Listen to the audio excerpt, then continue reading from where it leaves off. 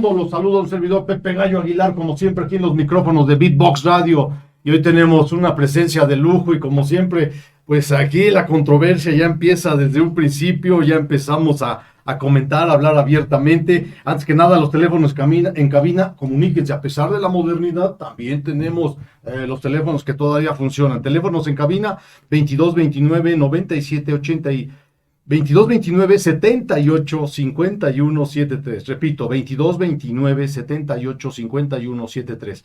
El WhatsApp, donde se pueden comunicar con nosotros al 22 23 21 00 20. Nuestras redes sociales en Facebook, Beatbox Radio, en YouTube, Beatbox Radio, y en Twitter, Beatbox Radio TV. Pues Alberto, muchas gracias por acompañarnos en esta mesa de diálogo. Tenemos una gran presencia Sí. y vamos a hablar de muchísimos temas muy candentes en esta hora. Muchas gracias. Pues Bienvenida. muchísimas gracias, Luis. Claudia. Y más que nada, me costó un poquito, pero Sí. ¿Cómo estuvo? trajimos a la maestra Claudia Rivera Vivanco. Muchísimas gracias. ¿Cómo estás, Claudia? Buenas tardes, Días. No, Días.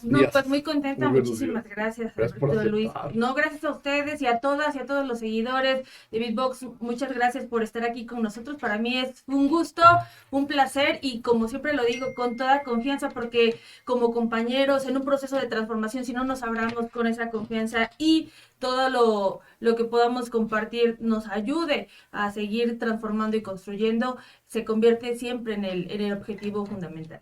Completamente de acuerdo. Yo iniciaría ya con el tema, Luis.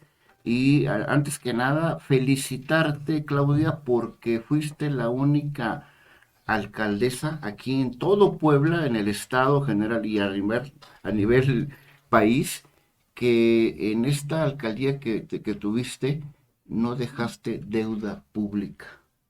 Bueno, esa fue una gran... Y eso, felicidades. ¿Cómo le hiciste? No, bueno, Es muy pues, difícil al eso. contrario, fue muy complejo. Muchas Muy gracias por el complejo. reconocimiento, que es importante también que la ciudadanía lo sepa. Cuando empieza a construirse el proyecto de nación, que no ocurre en 2018, sino desde 2006, Andrés Sí. Manuel López Obrador lo empieza a diseñar. 2012 sigue con el planteamiento de un proyecto de nación y 2018 damos el paso para materializarlo. Me toca tener el honor de ser la única de base fundadora de Morena en ocupar una responsabilidad en el proceso de elección de 2018 y nada más y nada menos que la capital poblana. Y en ese sentido, me parece a mí importante cómo diseñar, cómo vamos a materializar esto que había plasmadose en el proyecto de nación, que era combatir la corrupción, que era un cambio de régimen, que era una política de austeridad republicana y que era generar condiciones de bienestar que dieran paso a la construcción de la paz. Entonces estos elementos en su conjunto no podían construirse de manera aislada, tenían que irse realizando de manera conjunta. En el municipio de Puebla, una manera en la que las poblanas podemos entender cómo se traduce esa austeridad republicana es que aquellos gastos que estaban destinados solamente a unos cuantos, por poner un ejemplo, los seguros de gastos médicos mayores que solamente les correspondían a los funcionarios de alto nivel, es decir, a los que mayor ingreso tenían. Recursos que estaban destinados para promoción personalizada de medios de comunicación, que en lugar de distribuirlo ahí, como dijo el presidente, se redujeran de esa partida y se trasladaran a generar acciones de bienestar colectivo, de bienestar social, es decir, aquellos que permitieran integrar a mayor población. Este es un modelo de austeridad, por poner un ejemplo del modelo de austeridad republicana. Combatir la corrupción es otra de las tareas fundamentales, y no es una tarea fácil porque se resiste ese sistema. Yo siempre planteo que para que haya corrupción se necesita de dos, del que pidió, pero también del que dio. Porque si alguien te pide, pero tú dices no, no ocurre el fenómeno o el delito. Entonces se requiere de dos, pero en esa dinámica de combatir, la corrupción, te permite también cerrar las fugas de ese recurso que era de todas y de todos. Entonces, en su conjunto, todo esto, la distribución principalmente en materia de bienestar, porque el grueso del recurso se fue destinado, del municipio de Puebla se fue destinado a obra, infraestructura social, sobre todo en las juntas auxiliares que llevaban años en un abandono. Y al final de la administración, lo que nos permitió esa disciplina financiera, ese combate a la corrupción, una política de austeridad republicana, fue dejar sin deuda pública al municipio de Puebla. ¿Y qué era esa deuda pública? Porque algunos poblanos, sin saberlo, ya habíamos nacido endeudados en una ciudad endeudada porque ya llevábamos décadas cargando esa deuda. Sí, son deudas generacionales, ¿no? Históricas. Sí, ¿Y qué es sí, esa sí. deuda? ¿Es malo pedir prestado? ¿Es malo pedir un crédito? No, ese no es el problema. De hecho, las autoridades tienen la facultad de pedirlo. El problema es que las autoridades lo pedían, lo utilizaban para fines particulares, para sus promociones personalizadas y dejaban heredada la deuda. Es decir, en lugar de pagarla, la transferían a la siguiente administración. La siguiente administración decía, ¿yo por qué voy a pagar esto si yo no lo pedí? Es más, yo necesito también mi préstamo para mi campaña o para lo que se imaginaban. Y entonces iba aumentando y aumentando y aumentando esa deuda, que en lugar de que se hicieran obras públicas, pavimentaciones, pues terminábamos pagando ese endeudamiento. Nosotros tuvimos la oportunidad con este modelo que ha diseñado el presidente Andrés Manuel López Obrador, hacer esas obras públicas que tanto hacían falta en las juntas auxiliares y simultáneamente entregar la administración sin deuda, con finanzas sanas, que eso se traducía en una gran esperanza y en una gran posibilidad para las siguientes generaciones. Desafortunadamente, y así hay que decirlo, desafortunadamente, la administración actual prianista ha vuelto a endeudar a nuestra ciudad. Nuevamente tenemos una deuda histórica, Y porque se va a seguir. a ver cuánto tiempo. Y lo peor es que el recurso que pidieron fue para aumentarse los sueldos y salarios. Y esto ya lo han denunciado colectivos, lo han denunciado sociedad civil, ha habido una marcha, ya hubo por ahí también denunciando esa situación, ¿eh? Sí, es que es un atraco a las poblanas y a los poblanos lo que está ocurriendo en este momento. Interesante. No, y yo recuerdo, y voy a dos puntos. Uno, también felicitarte. Yo vivo, tu casa está allá por la Pepsi, y por más de 50 años, lo que es la 50 Norte, lo que es el paso de la prolongación 54 entre Carril de la Rosa y Defensores de la República, Claro. es una calle, o eran unas calles que estaban por muchos años abandonadas. Y en la administración de Claudia Rivera Vivanco, por fin le hicieron caso, donde me sumaron a mí a ese comité pro obra, y entonces se construyó, que no corresponde a mi unidad habitacional o la colonia, pero se hizo esa calle que permitió más flexibilidad, y otras más, que también fue Carril de la Rosa, Xoñaca. Entonces, donde muchas veces, muchos años pasaron, porque había otra obra, y que casualmente familiar de don Lalo Rivera, que es la misma 50 Norte, pero del otro lado, con concreto hidráulico. Entonces, es una partecita, y bueno, una de doble carril, en donde pues la gente agradecida, y el día de ayer que vieron, me hablaron por teléfono, oye, felicítame por favor a la alcaldesa, dice, a la maestra, dice, porque no nos habían hecho caso, y con ella fue que se pudo pavimentar esta calle. Así que hay una felicitación, más de 250 familias que van el saludo para ti. Fíjate que ese modelo, y para que lo tengamos en el radar, por donde está el mercado Morelos, y lo que se buscó fue toda una conexión de lo que es el corredor Xonaca, ¿no? La intención es todos aquellos carriles que conectan con el corazón de nuestro municipio, con el corazón de nuestra ciudad, que pudieran también estar pues en esta integración de la construcción de la paz. El mercado Morelos, como sabemos, ya venía padeciendo, ya venía sufriendo de una situación de inseguridad muy lamentable. Hay un estigma muy marcado, o había un estigma muy marcado en las colonias, sobre todo de alta marginación, y nos permitía también en esta en esta dinámica no solamente hacer una obra aislada, sino cambiar a un modelo, como le ha llamado el gobierno federal, de mejoramiento urbano. Entonces se construye el Parque Biblioteca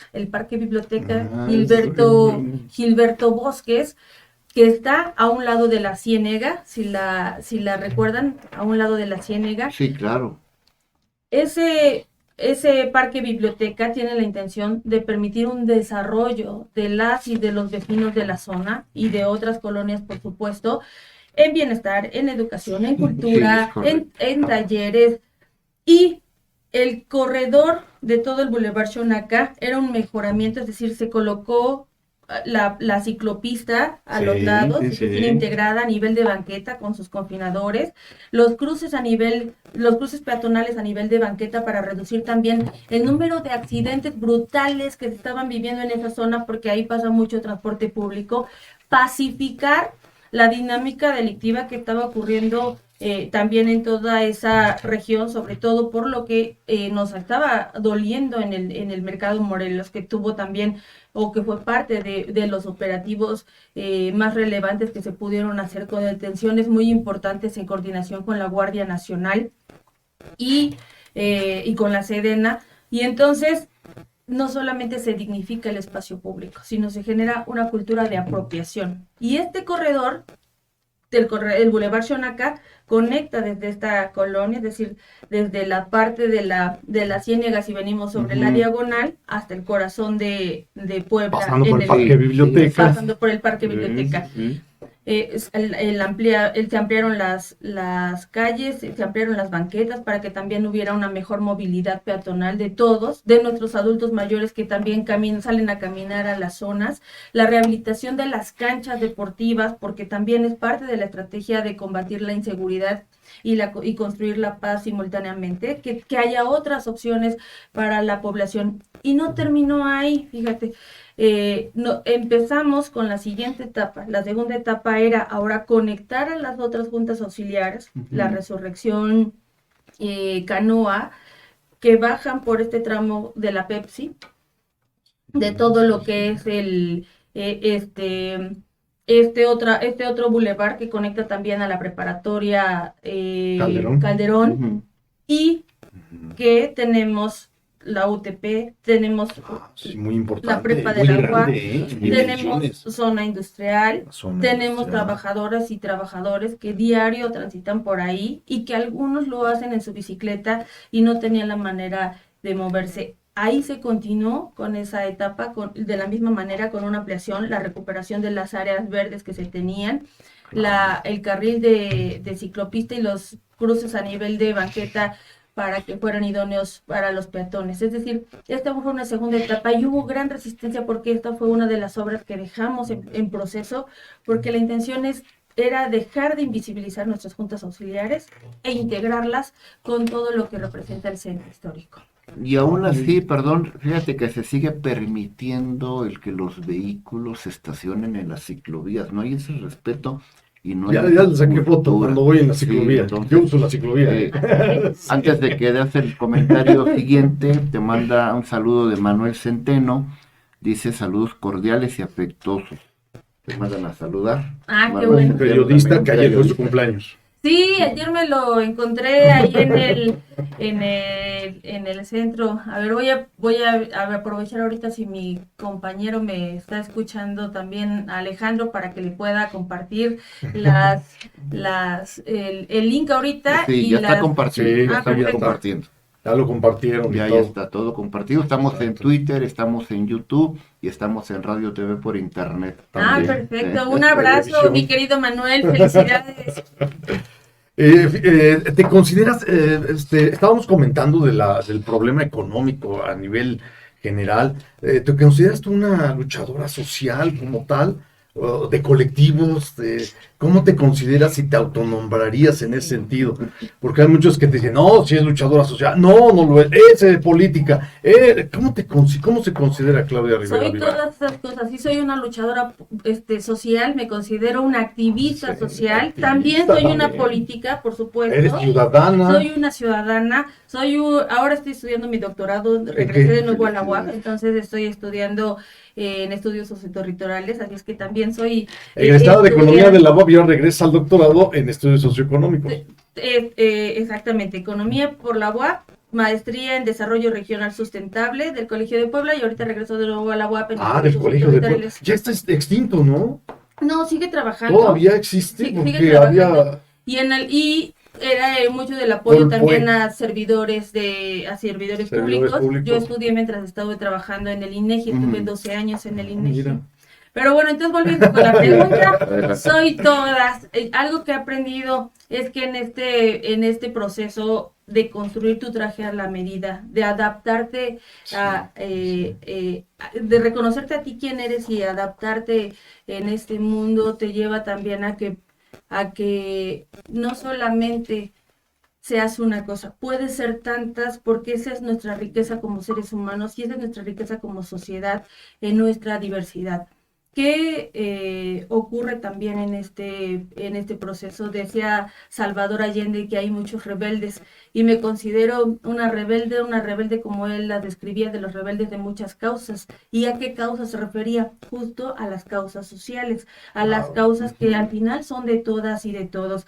Uno pensaría que las causas de derechos humanos es de los que ahorita están ejerciendo su derecho o están siendo limitados en tal o cual derecho humano, pero todos somos humanos. Entonces, esa lucha que parece aislada es una lucha para todas y para todos y de todas y de todos. Ahora fíjate, hay un punto ahí muy importante. Desde el punto de vista teórico, los partidos políticos ya no tienen ideologías. Al no tener ideologías, eso lo dialogábamos aquí en la mesa de trabajo con el diputado Alejandro Carvajal por el 6º distrito, a quien le mandamos un saludo también, en donde la izquierda, no tan solo la izquierda, la derecha, la izquierda, el centro, lo que sea, ya no tienen propuestas políticas. Al agotarse el modelo ideológico, ya no tienes ideologías, ya no hay más ideologías por descubrir, teóricamente hablando. Eso es desde el punto de vista teórico para que tú, como partido político, puedas darle solución a los problemas. Entonces, a veces se enfrasca la izquierda en una lucha constante que no quiere salir de este parámetro, al igual que la derecha. Entonces, ya no quieren salir de esto, aquí se estancan y ahí siguen. ¿Por qué? Porque no existen más ideologías políticas. Y eso ya lo había dicho Fukuyama desde el 2000, ¿eh? Ya no hay, señores, fin de la historia, ya no hay más ideologías. Interesantes, ¿no? Yo creo que curioso.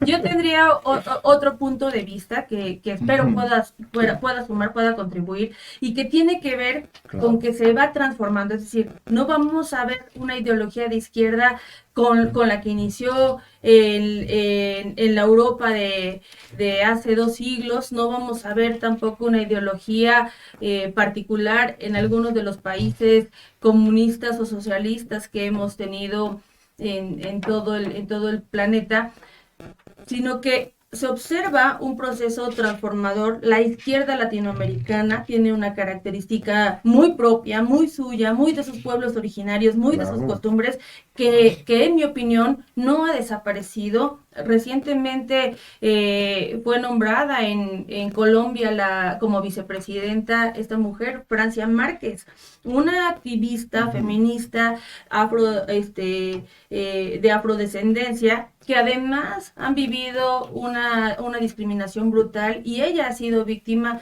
de amenazas serias por defender a sus pueblos. Toma, en mi opinión, la ideología de izquierda o las ideologías de izquierda otros matices todavía mucho más complementarios. Hace poco explicaba que el proyecto de nación que encabeza el presidente Andrés Manuel López Obrador es un proyecto de izquierda. ¿Y qué es esa izquierda? Para quienes nos están escuchando y que a veces tenemos dudas de tener claridad con lo que es la izquierda. Es un movimiento social, es decir, integrado por hombres y mujeres que saben que es necesario la igualdad entre ambas partes, entre hombres y mujeres, y no la igualdad física, sino una igualdad de oportunidades en lo laboral, en lo económico, en lo social, en lo deportivo, en lo académico. Y en esa dinámica, el proyecto de nación que va diseñando Andrés Manuel López Obrador desde 2006 Después, en 2012, ahí todavía no teníamos los objetivos de la Agenda 2030 o los objetivos del desarrollo para el desarrollo sostenible. Hasta 2015 ocurre eso. Sin embargo, entramos en funciones en 2018 y están paradójicamente alineados al alcance o al cumplimiento de esa agenda internacional, es decir, lo que a nivel mundial está buscando generar una condición que nos permita ser amigables con el medio ambiente, reconocer el daño que le hemos causado y entonces implementar mecanismos que nos permitan revertir ese daño para garantizar que las generaciones venideras tengan el mismo derecho a disfrutar lo que las generaciones presentes. Eso es un enfoque de izquierda. Eso es la izquierda. Buscar ese equilibrio con nuestra naturaleza, pensando en el presente y pensando en las generaciones futuras. Es decir, cortar con la parte conservadora, acaudalada, que solamente pensaba su interés y lo que a mí me beneficia en mi presente y los demás a ver cómo le hacen. Ese es un modelo muy capitalista y muy neoliberal, por decirlo de alguna otra manera. Entonces, en conclusión, con esta parte, yo considero que ha tomado otra, que ha ido transformándose de acuerdo también al tiempo, de acuerdo a la generación, porque ahora la izquierda convive con un intercambio digital impresionante, Sí, ¿no? sí. Impresionante y que no deja de ser también una oportunidad para que la entendamos desde otro ámbito. El problema es que sigue existiendo, ¿no? Esa brecha entre los más ricos, los que más tienen y los que menos tienen. Y continúa existiendo y se ve, se refleja más en América Latina, ¿no? Ese modelo. Y la desigualdad. La Pero desigualdad. algo muy Modelo importante de que ahora desigualdad. dijo el presidente, y a mí me gustaría reiterarlo, se llevó a cabo la cumbre de la CELAC, que es con los países sobre todo de Centro y Sur de América. Fue en Argentina, no acudió el presidente, pero mandó un mensaje muy fuerte. Habló de que era una gran oportunidad toda esta transformación que se está viviendo no solamente en México, sino también en otros países donde está llegando gobiernos de izquierda, es decir, que están buscando el desarrollo de su sociedad de una manera equitativa, con justicia, para sus mujeres y para sus hombres, para sus adultos mayores y para sus niños y para sus niñas. Eso es algo tan maravilloso. Eso es la izquierda que se está desarrollando en estos momentos en todo en toda la parte centro y sur de nuestro continente. Y él decía que es el momento más oportuno para pensar en la unión americana y hizo la comparación. Antes de que existiera la Unión Europea, se convirtió en una unión social o de acompañamiento, donde la parte central es el respeto entre las naciones. Y ese respeto entre las naciones les permitió establecer un acuerdo con miras a un desarrollo social, con miras a un desarrollo económico que fortaleció, por supuesto, la economía, la moneda, dio paso a la implementación de este euro como parte de los acuerdos de la Unión Europea y empezó a generar unas condiciones de mayor oportunidades para los países que menos posibilidades habían tenido aprovechando las riquezas. Eso me parece realmente en este momento algo muy inspirador porque te das cuenta que lo que empezó con un movimiento social, el movimiento de regeneración nacional, que es el movimiento social más grande de América Latina, ha ido crece y crece, de tal suerte que está rebasando esas fronteras y que genera, en mi opinión, y lo digo como generación quizás, una gran esperanza de que es posible tener ese país, ese México y ese planeta que nos imaginamos. Claro. No, y lo notamos todos, Claudia, lo notamos todos, yo creo que por primera vez en este gobierno, aún y a pesar de las críticas que ya sabemos de dónde vienen, lo comentábamos antes fuera del aire, es lamentable que la gente que robaba, que estaba acostumbrada a percibir un apoyo económico por el gobierno federal a lo que son los medios de comunicación actuales, los famosos, ¿cómo se le llama? Gallo. El recurso de Chayoteros, los ¿no? chayoteros, lamentablemente, ahora critican y quieren destruir a un México unido, y creo que se vio con los más de 30 millones de votos que favorecieron al presidente de la República, como haces mención, y que ellos no están sumados a la cuestión delictiva de esta gente que promueve las marchas en contra y ahora defendiendo al INE. Tienes saludos por parte de Marlene Fernández, dice saludos, Muchas y gracias, también Marlene. por Rox Robledo, también te manda a felicitar. Y antes de tocar el sí, tema, Robledo. de tocar Tiene el programa tema, con nosotros, es ella, me también, imagino. Rox Robledo. Antes de hacerte la pregunta, ¿qué sigue para Claudia?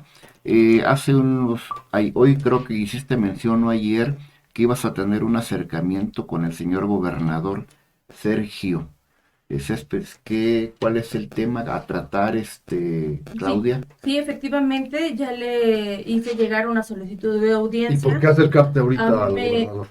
hubo un cambio de gobernador. Nunca he dejado de hacerlo. Siempre, en el tiempo que estuve como presidenta municipal, mi responsabilidad, además de la seguridad, además de combatir la corrupción, además de dejar finanzas sanas, además de trabajar en las juntas y para las juntas auxiliares, mi responsabilidad también era establecer o mantener una adecuada comunicación institucional respetuosa y que nos permitiera seguir trabajando. Así lo procuré. Solamente yo podría decir que en el proceso tuvimos un desacuerdo, y fue un desacuerdo en donde estábamos involucrados la federación, el estado y el municipio, y que tenía que ver con las estrategias de seguridad y particularmente con perfiles que ya nos habían compartido en el diagnóstico la federación, que eran perfiles nocivos para el estado de Puebla y para el municipio. Y los recursos de Puebla. públicos también, ¿no? No era también uno de los temas que habían debatido.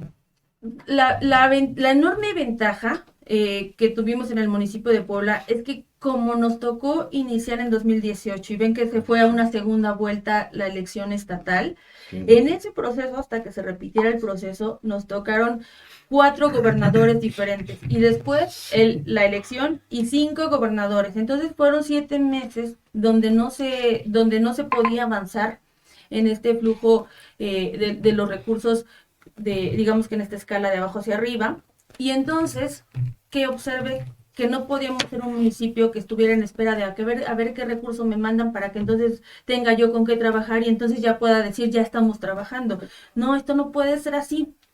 Hay que ver cómo el municipio empieza a fortalecer sus propias finanzas, con sus propios recursos empieza a echarlas a andar y se convierte en un municipio que deja de ser subordinado y que en lugar de estar esperando a ver qué le dan, se convierte en un municipio que dice, aquí está el municipio de Puebla, de cerca de 2 millones de habitantes, ¿dónde le entramos? ¿Con qué apoyamos? ¿Con qué ayudamos a nuestro estado para que vaya saliendo adelante? ¿Con qué ayudamos a nuestro país para que sea mucho más fácil lograr esta transformación? Esa visión yo la traduzco también con una premisa feminista que para combatir, que es esta, ¿no? Para combatir las formas de violencia que viven las mujeres es fundamental que cuenten con su autonomía económica.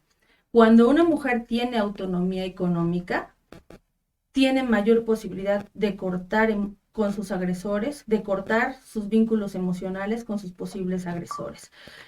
Algo similar entendí para el municipio. Cuando un municipio logra tener una autonomía económica, logra cortar con una dependencia emocional que pueda vulnerar su ejercicio pleno en la autonomía, es decir, lo que marca la Constitución en su 115.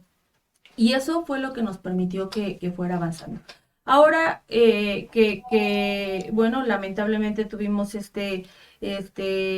situación, la partida del gobernador Barbosa, y es nombrado por el Congreso el gobernador suplente Sergio Salomón.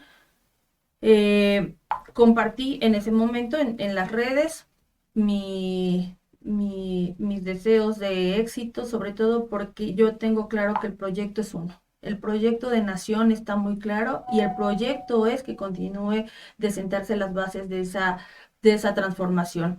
Y por mi parte es mi responsabilidad contribuir en que a nuestro estado le vaya bien, en que esa transformación efectivamente continúe.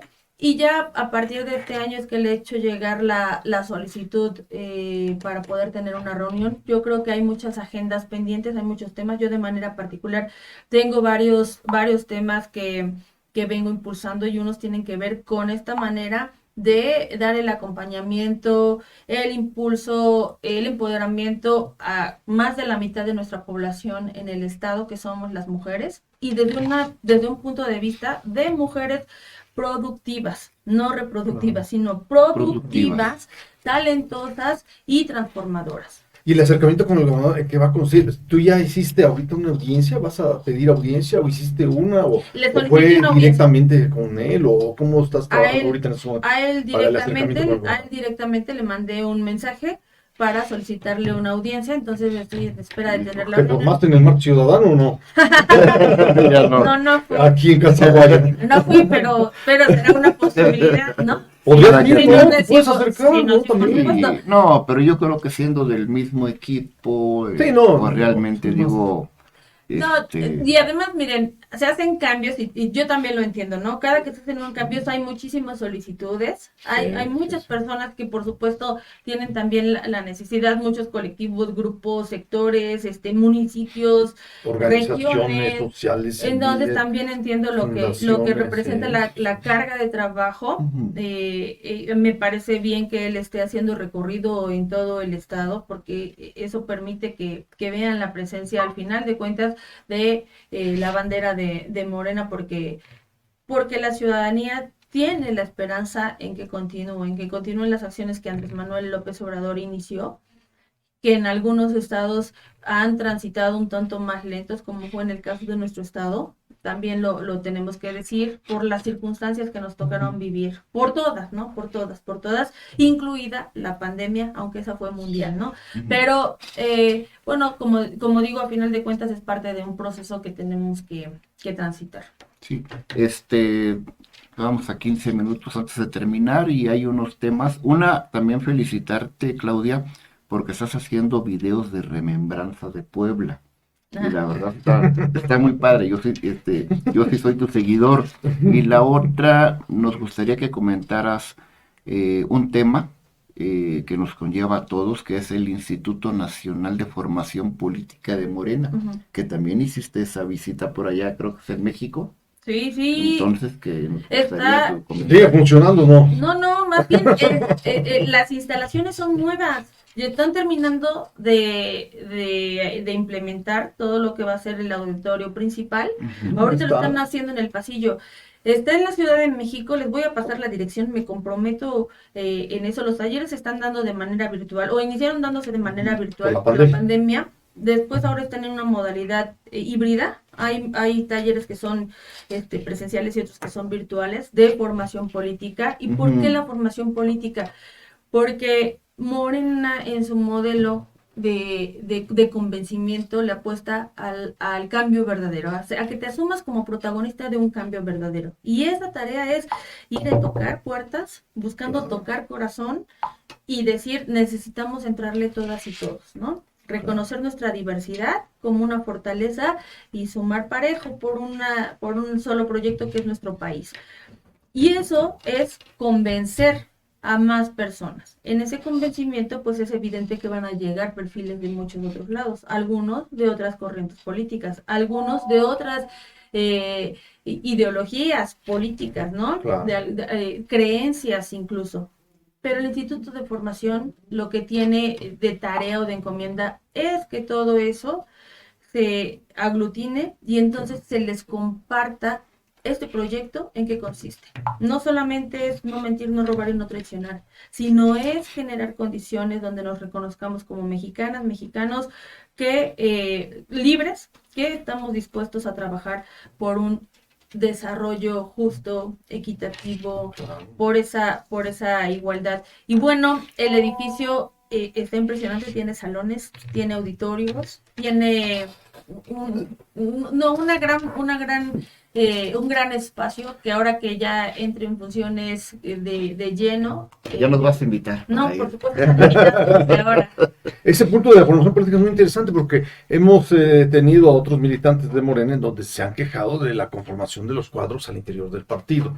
Oye, ya los conformamos, no les damos seguimiento, ¿qué va a pasar con nuestros cuadros? ¿Nos van a respetar las jerarquías que ya tenemos en nuestras colonias, en nuestras regiones, etcétera? Eso también es muy interesante, ¿no? Y entra dentro de la formación política. Y Mira, algo que nos va pasando, que también es una realidad y me ha tocado vivirlo, ¿no?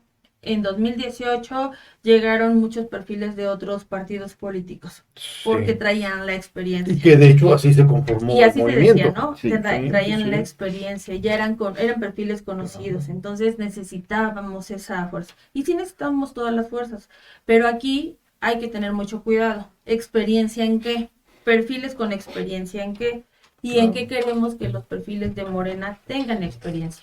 Y lo que queremos es que tengan experiencia en combatir la corrupción, en la construcción de la paz, en generar un piso parejo, en integrar gabinetes o equipos paritarios y en la política. Desafortunadamente, en toda la historia, la mayoría de los espacios eran ocupados solamente por hombres. Si ahora observamos a compañeros, a compañeras que van desarrollando la política, van acompañados en mayor proporción por hombres, y esto se convierte también en un reto en esta transformación. Ahora, Claro. vamos llegando perfiles y algunos, al menos me tocó vivirlo en 2018, y ella quién es, ¿no? ¿Y qué Sí. experiencia tienen? ¿Quién eres? No importaba que tuviera yo un posgrado.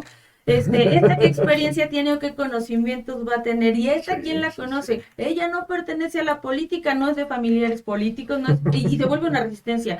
Y además otra, el género, que sí, que por Hombre, supuesto mujer. también fue una resistencia muy fuerte en aquel momento de que las mujeres, no hay mujeres, que era lo que decían. Y era ahí y cobraba todavía más importancia el activismo social, las luchas sociales y el origen de lo que era este movimiento de regeneración. Ocupar esos espacios y hacer valer esos derechos políticos. ¿Qué me permitió durante la administración? Que las personas que me acompañaron, como ustedes recordarán, ninguno había estado en ese encargo. Todas las personas que estuvieron como titulares, ninguno había estado en ese encargo. Y al no haber estado en ese encargo, nos permitió también formar cuadros. Claro. Formar cuadros. Y hoy puedo decir que en gran medida muchos de los compañeros y de las compañeras que me acompañaron en el servicio público son ahora buenos perfiles, son buenos cuadros y que están listos para seguir abonando a la transformación, o mejor dicho, que no han dejado de trabajar, porque ahí me sumo yo. No podemos esperar a que tengas un encargo o una encomienda. Las tareas se tienen que hacer todos los días por esta transformación aquí en nuestra capital, en todo el estado y en todo el país. Hablando de encargos, de tareas, ¿qué viene ahora para ti? ¿Algo más? ¿Ahorita ibas a comentar algo? Sí, Lo que viene para ella y la No. situación para el 2000, rumbo al 2024. No, ahí- Esa lo queremos tocar también. No, hay tres temas Adelante, muy, Luis. muy importantes y a mí me gustaría que eligiera la maestra Claudia. Una, se tocó el tema también de las sanciones a morenistas. Sí, sí. El otro es el programa de bienestar que nos hacías mención y el juicio a Genaro Luna. ¿Con cuál quieres empezar? Les voy a tres. compartir. Los tres les voy a Los decir. tres. Pues miren, evidentemente Morena lleva las preferencias, ¿no? Eso Sí. lo vimos ahorita que fue el proceso de renovación, que en medio de todas las críticas, de todos los errores que pudieron haberse cometido, también hay que decirlo en el proceso mismo, observamos cuánta gente vino a sumarse, es decir, quiere estar en el proyecto y en el partido, que va a seguir teniendo la preferencia y que va a seguir ganando.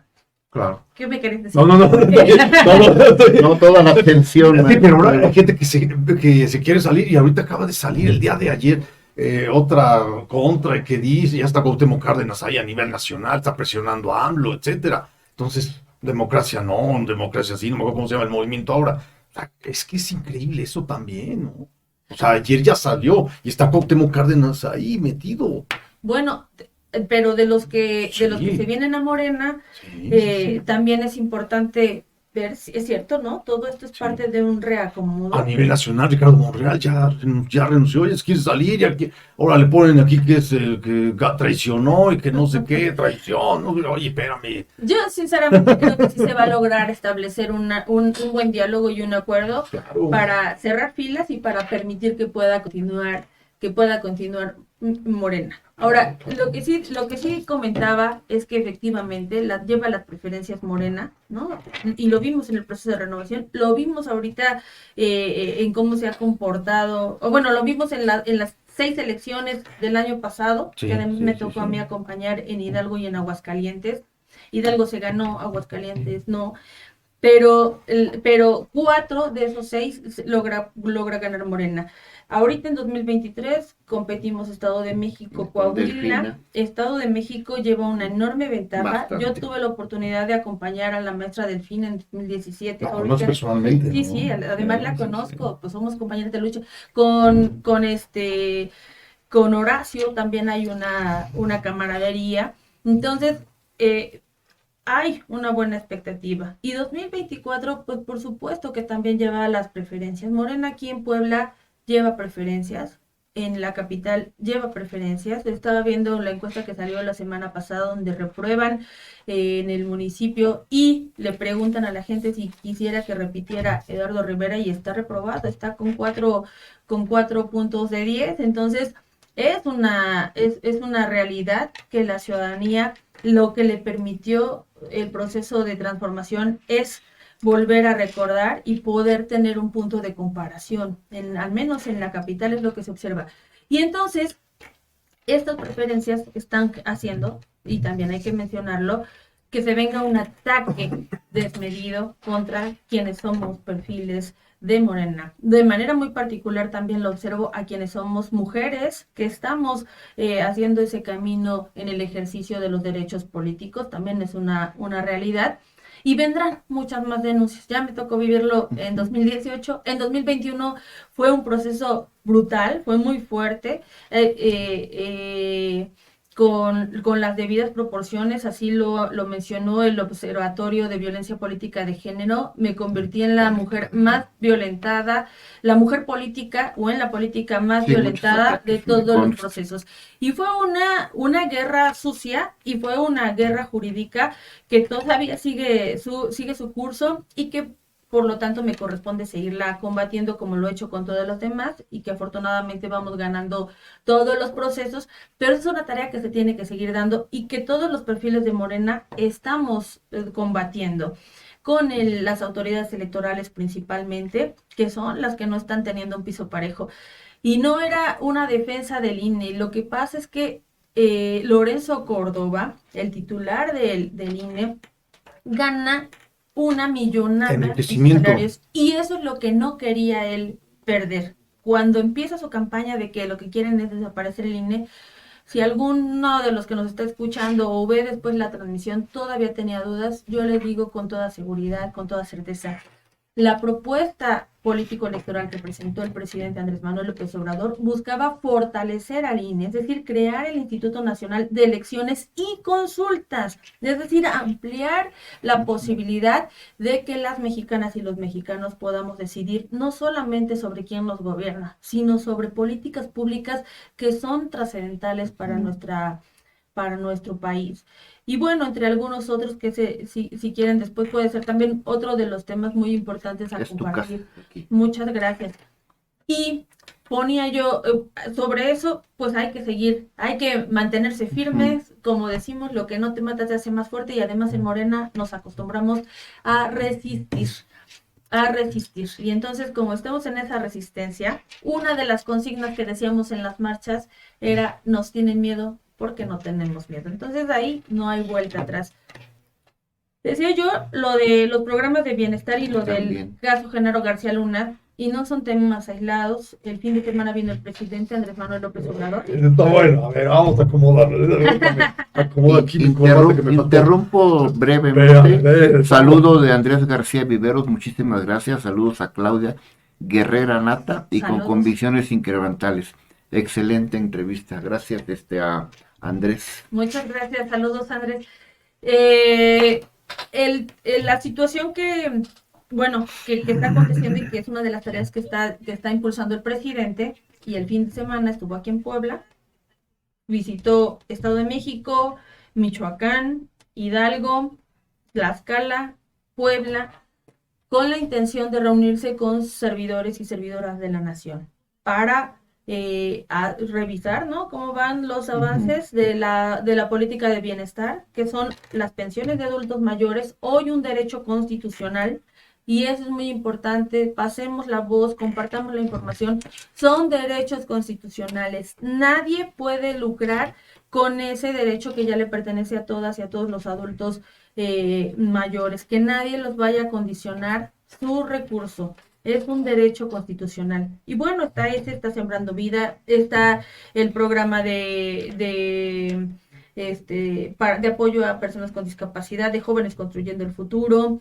el apoyo a madres solteras. Entonces, en suma, es esta posibilidad de mejorar las condiciones de la población que históricamente había tenido menos. El porcentaje de pobreza que estaba viviendo nuestro país, inversión directa para que vayan revirtiendo todo ese efecto. Y entonces eso me parece relevante porque es la apuesta, y por esa razón, si a mí me preguntan por qué Morena tiene que continuar, por qué la transformación que inició Andrés Manuel López Obrador tendría que continuar, porque vamos por buen camino. Ha sido un paso lento en algunos procesos, pero va con paso firme, y estas acciones en materia de justicia social son las que necesitamos para que siga reduciéndose esa brecha de desigualdad y de pobreza que vive nuestro país.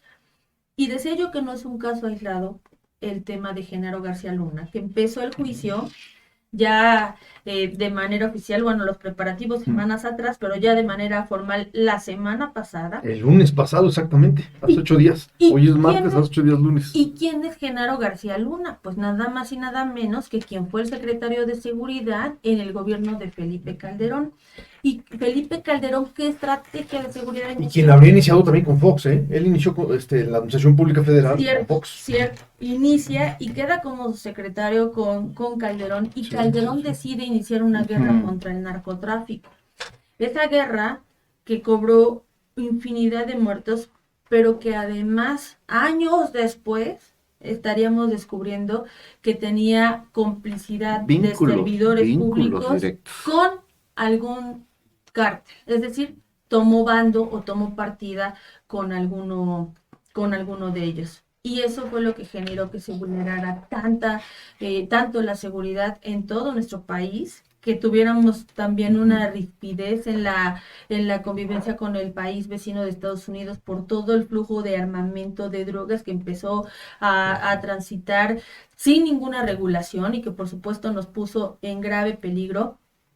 Con Peña Nieto no hubo mayor cambio, es decir, aunque ya no estaba él, no hubo mayor cambio, pero en esos procesos se fueron advirtiendo, gracias a trabajo periodístico de fondo y correcto o profundo, información que permitió iniciar otro procedimiento. En 2019, cuando tenemos nosotros el tema de seguridad, los diferentes puntos sobre la estrategia de seguridad, la advertencia era que había investigaciones, es decir, que había perfiles que estaban llegando a Puebla, que venían de Chiapas, que habían sido parte del Instituto de Migración, es decir, el que coordinó Genaro García Luna también, después de haber sido secretario, estuvo en el Instituto de Migración, y ahí ya había aumentado la práctica, ya no era solamente el tráfico de armas, el tráfico de drogas, sino ahora ya era también el tráfico de personas. Una brutalidad, por eso lo estamos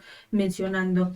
Y perfiles que habían sido muy cercanos a él estaban queriendo ser parte de la seguridad, de la estrategia de seguridad en el estado de Puebla y en el municipio. En el municipio pudimos decir no y no permitirles que llegaran. A mí me queda claro que la seguridad no se negocia, punto. Y ese fue un reto. En ese momento probablemente hubo diferentes puntos de vista y no se alcanzaba a notar la problemática que se estaba enfrentando. Pareciera que fuera un desacuerdo como cualquier otro que pudieran tener entre dos personas. Estás hablando de 2019, más Estoy o menos. hablando de finales de 2019, principios de 2020, antes de que arrancáramos, justo cuando estábamos iniciando la pandemia. Y como siempre me ha ocurrido, el tiempo va dando la razón. Yo creo en la justicia a veces va despacito, pero creo que siempre llega. Y afortunadamente, casi 8 meses después, el mismo gobernador Barbosa salió a reconocer que efectivamente esos perfiles eran perfiles nocivos y que incluso ya había iniciado él una investigación. Bueno, pues se fueron todos los chiapanecos, como supimos. Es decir, lo que pareció una problemática o decisiones que a lo mejor como sociedad no entendíamos si eran adecuadas o no. Meses después se pudo confirmar que fue siempre lo mejor para la capital, no poner en riesgo la seguridad ni negociar con ella. Ahí no hay marcha atrás. Ahí en esta parte de la convicción se vuelve uno irreductible, porque eso es el principio por el que te delegan la confianza a las personas.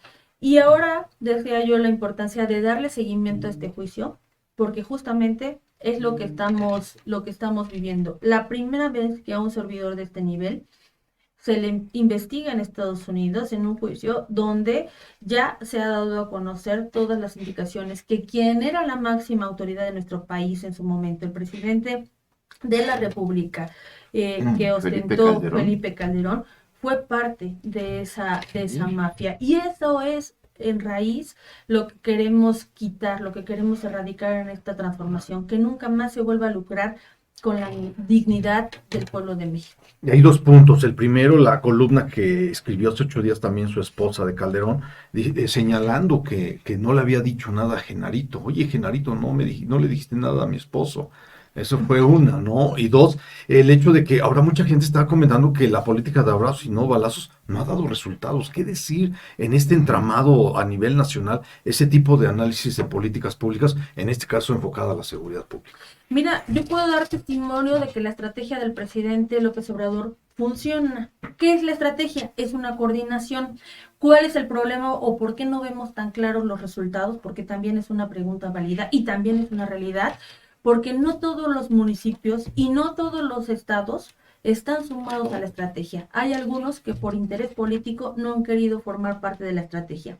El municipio de Puebla, desde que entró, como nos toca iniciar antes, que es lo que les decía, en octubre, el 15 de octubre iniciamos, el presidente entra en diciembre, ahí no teníamos todavía, estaba la disputa de si se ratificaba o no la elección de gobernadores, después se ratifica, hay el accidente, bueno, en fin, ese vacío le toca ocupar en gran medida la participación de la zona metropolitana, de la capital, y el municipio, por lo tanto, decide hacer un trabajo coordinado. En esa coordinación, desde el día 1 que entra el presidente, se instala la mesa de coordinación territorial, donde va la Sedena, en ese momento todavía era Policía Federal, las policías estatales, representación de la Policía Estatal, de la Policía Municipal, en mi caso como alcalde, el representante del gobierno interino o suplente en su momento y después interino, el delegado de bienestar. Y bueno, se comienza a hacer una estrategia de coordinación en lo que se va dando paso a la construcción de lo que sería más adelante la Guardia Nacional. ¿Qué permitió esa coordinación? Que nos diéramos a la tarea de hacer una limpia de nuestras corporaciones, ¿no? De malas prácticas, pero a la vez un fortalecimiento de las mismas, capacitarlas, equiparlas, dignificarlas. Tuve la oportunidad de hacer un aumento salarial en las policías de 10,000 pesos, menos de 10,000 pesos que ganaban cuando yo entré, a más de 14,000 cuando yo salí, a recuperar una academia municipal para ir haciendo un reclutamiento que cumpliera con todos los estándares que marca la ley, entre ellos los controles de confianza que no se tenían. Y al término de la administración, de haberla recibido con cerca del 50 y tantos % de controles de confianza al cuerpo policial, la entregué con la totalidad de controles de confianza, con el 98%, el 2% son de los que ya estaban próximos a vencer y que tenían que renovarse, entonces no cuentan en la estadística, pero prácticamente una corporación funcional que nos permitió hacer operativos que no habían ocurrido. Cuando recibo la administración, en percepción de seguridad estábamos arriba del 80%, es decir, 8 de 10 personas se sentían muy inseguras en la capital. Cuando entrego la administración, el porcentaje de percepción de inseguridad está en el 60 y tantos %, es decir, 6 de 10 personas son las que se sienten inseguras. Es decir, no se logra erradicar, pero se logra disminuir. Y fue en gran medida por los comités, porque cambia el modelo de seguridad pública a seguridad ciudadana, porque se instalan los comités de vecinas y de vecinos de construcción de la paz y porque el modelo de cercanía o de proximidad hacia la ciudadanía empieza a ir tejiendo una nueva confianza y comunicación entre los servidores de seguridad y entre las vecinas y los vecinos, que permitió hacer una reducción también de los niveles de incidencia delictiva. Bueno, la aplicación de seguridad incluyente, los 271 vectores que logramos implementar, que ese es un tema que a mí más adelante también, si me lo permiten, me gustaría compartirles, sí, porque esto nos puede ayudar a entender en qué consiste el modelo de seguridad nacional que ha implementado el presidente. Y por qué nosotros, un municipio como Puebla, que es un municipio incluso más grande que algunos estados completos, logró hacer una reducción en la incidencia delictiva. Logró dejar sin deuda a la ciudad, al proceso del cambio de estafeta, y logró atender las necesidades básicas de las comunidades, como son las juntas auxiliares. Todavía con temas pendientes, por supuesto, ¿no? Porque nunca hay recurso que alcance para todo, ni tiempo tampoco. Pero lo que sí era importante es que no se había hecho y se comenzó a hacer. Entonces, por eso digo que doy testimonio de que funciona la estrategia del presidente. Si más municipios, si todos los municipios le entraran, somos 2.467 municipios en todo el país. Si todos le entráramos, si le entraran todos los estados, todos los gobernadores y gobernadoras, otra cosa sería. Claro. Pues antes de despedirnos, ¿qué viene? Ya estamos despedimos con los comentarios de nuestro público. ¿Qué viene para Claudia brevemente? Para el rumbo al 24. ¿Qué pues vas a mucho hacer trabajo. mañana? Seguimos con mucho trabajo. Esa es la realidad. No podemos detenernos. Antes de 2018 estábamos ya trabajando en eso. Durante la encomienda, después de 2021 seguimos trabajando con miras a 2024, pero también a 2025, 2026, porque eso tiene que continuar hasta que consolidemos la transformación de nuestro país. Y me refiero a que hay agendas que se están trabajando. Estoy en recorridos en todo el estado. En diciembre tuvimos un encuentro nacional de mujeres, donde uno de los acuerdos que hizo la asamblea es que se pudiera hacer un acompañamiento de empoderamiento para las mujeres productoras de las diferentes regiones. Entonces esa es otra de las agendas que voy a estar acompañando. Estaré también fortaleciendo los programas para las para aspirantes en parte de la formación política, para personas que decidan aventarse, porque a veces nada más este empujoncito, ¿no? Compartir el conocimiento. Entonces, bueno, pues en recorridos en todo el estado, compartiendo también la información de las acciones de gobierno, porque a veces en algunas comunidades no llega esa información y es importante que sepan qué son sus derechos y dónde van y... Oiga, vengo por mis derechos, ¿dónde los agarran? Y el viernes en clases, ¿no? Y los ya se reactivan las clases, mañana, este viernes. No, yo ya empecé desde hace 2 semanas. Me tocan los martes, hoy me toca clase. Martes, no son viernes y sábado. Bueno, vamos a concluir. Saludos de Salvador Martínez, saludos a nuestra líder. Saludos, Chava. Sí, juntos haremos historia. Saludos a nuestra compañera Claudia Rivera. La oposición lo hace lo que el viento a Juárez. Dice hasta que la dignidad se haga costumbre. Pan Jiménez, un abrazo y mi profunda admiración a Claudia Rivera Vivanco. Felicidades por la entrevista. Manuel Centeno nuevamente. Muy reveladora entrevista y muy buen cierre de programa. Felicidades. Pan Gil dice, por esto te tienen miedo, Claudia, dice Vivanco, dice, por el gran perfil que eres, menos grilla y más trabajo. Arturo Carrasco. Así, trabajo mata grilla, yo siempre digo, trabajo mata grilla. Dice, gracias, Arturo Carrasco menciona, dice, por esos beneficios de la Policía Municipal, dice, pero ahora ya nos lo quieren quitar. Lucero García, la aplicación Seguridad Incluyente fue muy útil. La verdad, sí era más segura la ciudad con Claudia. Ahora parece que no hay ley. Sí, Arturo Carrasco, tan útil que ahora lo ocupa como si ellos lo hubieran propuesto. Es correcto, Jacob. Así, son pillines que se caravana con sombrero ajeno. Lo que se menciona Fox, que él hizo lo del apoyo a los abuelitos, está loco el tipo ya. Jacobo López, el trabajo en conjunto y enfocado es lo que se necesita, pero se hizo un gran trabajo con lo que había. Gonzalo Castillo, siempre te apoyaremos, estamos contigo. Y Jocelyn Córdoba, yo con Clau. Dice, saludos camarada Claudia. Y para concluir el programa, una pregunta. ¿Quién de las 3 corcholatas? Y una mención. Fíjate que lo de García Luna, echando comentario atrás, entrevistamos a Noroña y él en 2010 le atinó, le pegó al clavo con manifestar y ponerse en contra de él, que era un delincuente. Y ahí está. Era un delincuente y Ahí queda está. ahí asentado. Ahí está. Y habrá justicia, y además ahora es una justicia que estamos pudiendo observar desde una corte o desde un juicio internacional, porque al final de cuentas en eso se ha traducido, y estar muy pendientes, porque eso también es una lucha que se tiene que dar sin miedo, también sin ninguna imprudencia. Sobre las corcholatas, yo tengo que decir, porque como dice mi presidente, mi pecho no es bodega, mi corazón es feminista. Claudia. Por supuesto que mi sueño Claudia. es trabajar porque las mujeres ocupamos esos espacios que históricamente se nos fue Tocaya. olvidado, pero también tengo muy claro que el proyecto es uno, Claro. y que al final será una definición que se dará por esas encuestas que todas y todos como Así es. militantes podremos hacer. Por favor, compañeras y compañeros, que esto no nos divida.